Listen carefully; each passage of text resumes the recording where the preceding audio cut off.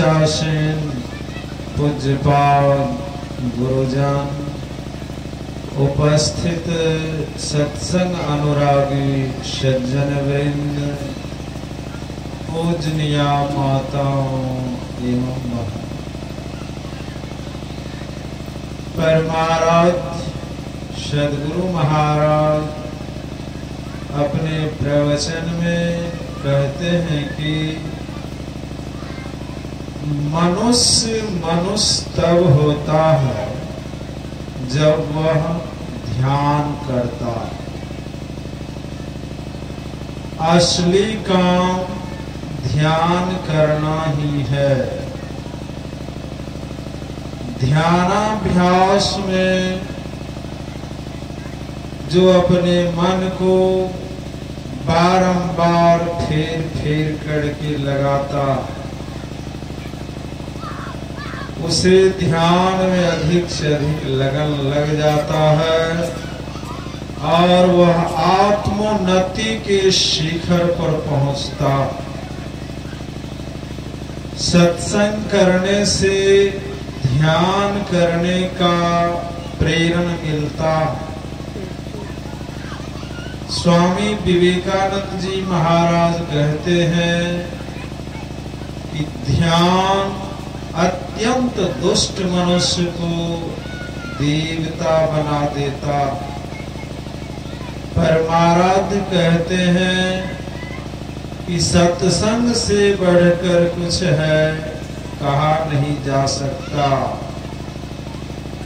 जो पहले से सत्संग करते आ रहे हैं, अभी सत्संग कर रहे हैं, आगे भी सत्संग करेंगे, वे सभी महासुख के भागी होंगे। सत्संग करने वाले का नाम बढ़ता है, घटता नहीं है। सत्संग करने वाले का यश बढ़ता है, घटता नहीं है। इसलिए मुस्तैदी के साथ ध्यान अभ्यास और सत्संग करने की आवश्यकता।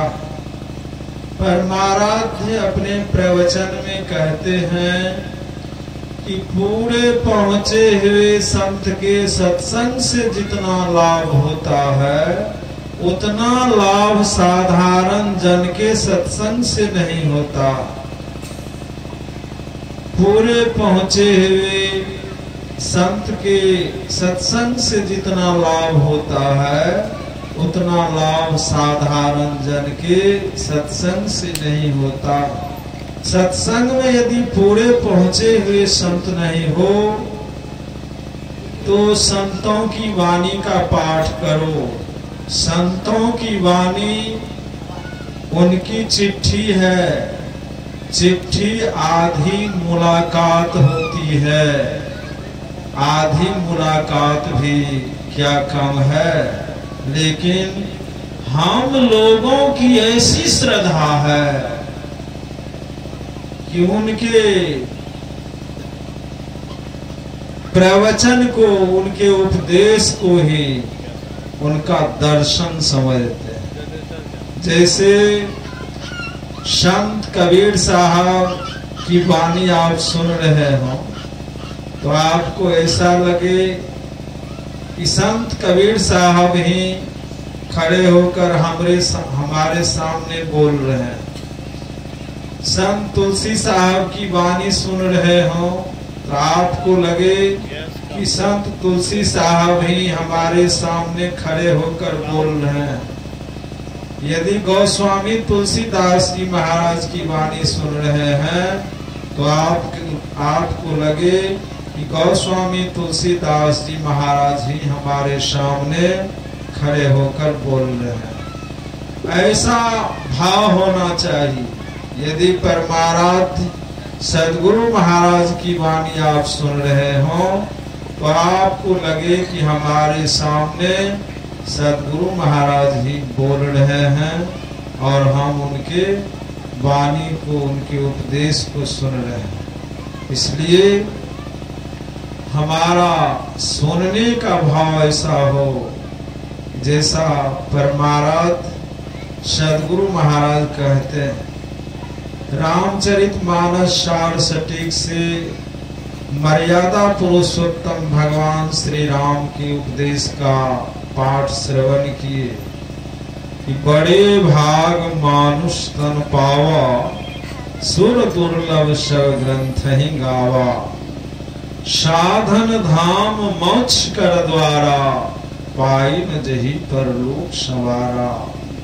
सो परत्र दुख पावई, सिर धुनि धुनि पछताई।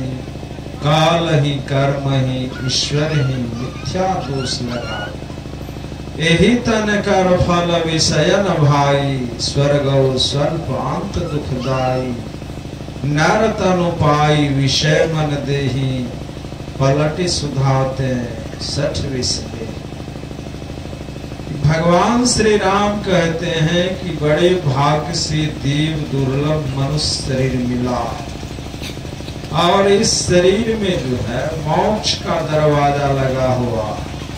इस शरीर को पा करके यदि हम परलोक का साधन नहीं करते हैं, मोक्ष प्राप्ति का साधन नहीं करते हैं, तो सिर धुन धुन करके पश्चाताप करना पड़ेगा।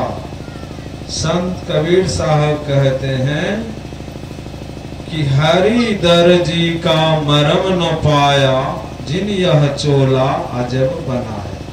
जिस परमात्मा ने इस शरीर को बनाया है, बना करके इसमें प्रतिष्ठित वे हो गए हैं, उसका मर्म यदि हम आप नहीं जाने, उसका रहस्य नहीं जाने, तत्व रूप में उसको हम आप नहीं जाने, तो फिर इस शरीर को प्राप्त करने का क्या फल होगा। इसलिए परमात्मा के उस मर्म को, रहस्य को जानने के लिए ही ये शरीर मिला।